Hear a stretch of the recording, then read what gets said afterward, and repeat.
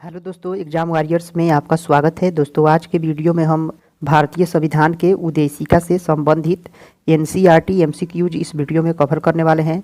दोस्तों, यह आने वाले सभी एग्जाम के लिए बहुत ही इंपॉर्टेंट वीडियो होने वाला है। लास्ट तक वीडियो के बने रहिए। तो चलिए वीडियो को शुरू करते हैं। पहला प्रश्न है, हम भारत के लोग we the people of India शब्दों का प्रयोग संविधान में कहाँ किया गया है? आंसर है ऑप्शन डी, संविधान की प्रस्तावना में किया गया है। हम भारत के लोग we the people of India शब्द का प्रयोग संविधान की प्रस्तावना में है। अगला है, भारत के संविधान निर्माताओं का मत निम्नलिखित में से किसमें प्रतिबिंबित होता है? आंसर है ऑप्शन ए, उद्देशिका में होता है। यह भारत के संविधान निर्माताओं का मत उद्देशिका में प्रतिबिंबित होता है। अगला है, भारतीय संविधान की प्रस्तावना की भाषा को किस देश से लिया गया है? आंसर है ऑप्शन सी, यह ऑस्ट्रेलिया से लिया गया है। भारतीय संविधान की प्रस्तावना की भाषा ऑस्ट्रेलिया से लिया गया है। निम्नलिखित कथनों पर विचार कीजिए। तो दोस्तों, इसमें सारे कथन सत्य हैं। भारत में लोकतांत्रिक राज व्यवस्था है, सही है। भारत एक प्रभुत्व संपन्न राज्य है, ये भी सही है। भारत में लोकतांत्रिक समाज है, ये भी सही है। भारत एक कल्याणकारी राज्य है, ये भी सही है। यानी आंसर हो जाएगा ऑप्शन डी, 1, 2, 3 और 4 सभी हो जाएंगे। अगला है, भारतीय संविधान की प्रस्तावना में जिन आदर्शों एवं उद्देश्यों की रूपरेखा दी गई है उनकी आगे व्याख्या की गई है। आंसर है ऑप्शन सी, मूल अधिकार में, राज्य के नीति निर्देशक तत्वों में एवं मूल्य कर्तव्य में इन सभी की व्याख्या की गई है। भारतीय संविधान की प्रस्तावना में जिन भी आदर्शों एवं उद्देश्यों की रूपरेखा दी गई है उन सब की व्याख्या मूल अधिकार, राज्य के नीति निर्देशक तत्व एवं मूल्य कर्तव्यों में की गई है। अगला है,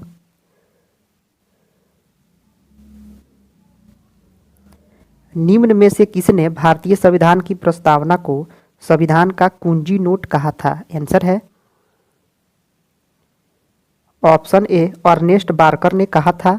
भारतीय संविधान की प्रस्तावना को कुंजी नोट कहा था अर्नेस्ट बार्कर ने। अगला है, भारतीय संघवाद को सहकारी संघवाद किसने कहा था? आंसर है ऑप्शन ए, ग्रेनविले ऑस्टिन ने कहा था। भारतीय संघवाद को सहकारी संघवाद ग्रेनविले ऑस्टिन ने कहा था। अगला है, भारतीय संविधान के किस भाग को उसकी आत्मा की संज्ञा प्रदान की गई है? आंसर है ऑप्शन ए, प्रस्तावना को की गई है। भारतीय संविधान के प्रस्तावना को आत्मा की संज्ञा प्रदान की गई है। अगला है, सभी व्यक्ति पूर्णतः और समान रूप से मानव हैं, यह सिद्धांत कहलाता है। आंसर है ऑप्शन ए, सार्वभौमिकता का सिद्धांत कहलाता है कि सभी व्यक्ति पूर्णतः समान रूप से मानव हैं, यह सिद्धांत सार्वभौमिकता कहलाता है।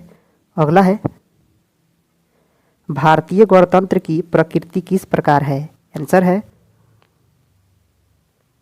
ऑप्शन डी, संपूर्ण प्रभुत्व संपन्न समाजवादी पंथ निरपेक्ष लोकतंत्रात्मक गणराज्य भारतीय गणतंत्र की प्रकृति है। अगला है, लिखित में से कौन सा शब्द भारत के संविधान की उद्देशिका में नहीं है? आंसर है ऑप्शन डी, लोक कल्याण। यह भारत के संविधान के उद्देशिका में नहीं है, लोक कल्याण। अगला है, निम्न में से धर्मनिरपेक्ष का सही अर्थ क्या है? आंसर है ऑप्शन ए, सभी धर्म समान हैं और उन्हें सरकार का समान समर्थन प्राप्त है, यही धर्मनिरपेक्ष का अर्थ होता है। अगला है, संविधान की प्रस्तावना में प्रयुक्त शब्द पंथ निरपेक्ष यानी सेकुलर का अर्थ क्या है? आंसर है ऑप्शन ए, सभी नागरिकों को धर्म एवं उपासना की स्वतंत्रता ही पंथ निरपेक्ष यानी सेकुलर का अर्थ होता है। अगला है, भारतीय संविधान के किस भाग में स्पष्ट रूप से घोषणा की गई है कि भारत पंथ निरपेक्ष राज्य है? आंसर है ऑप्शन बी, संविधान की प्रस्तावना में ही इसको स्पष्ट रूप से घोषणा किया गया है कि भारत एक पंथ निरपेक्ष राज्य है।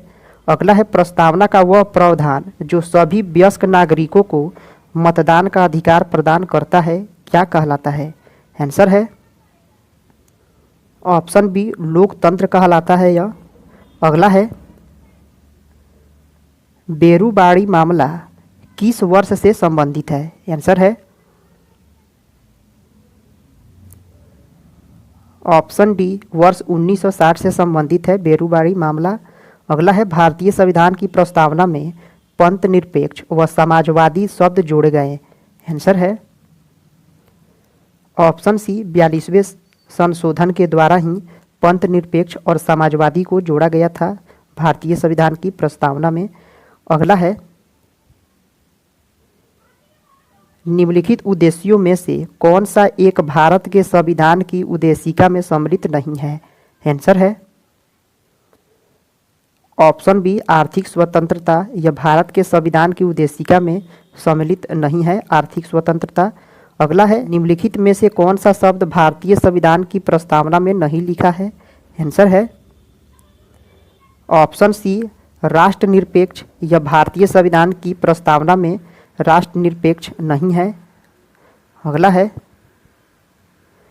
के एम मुंशी का संबंध किससे है? आंसर है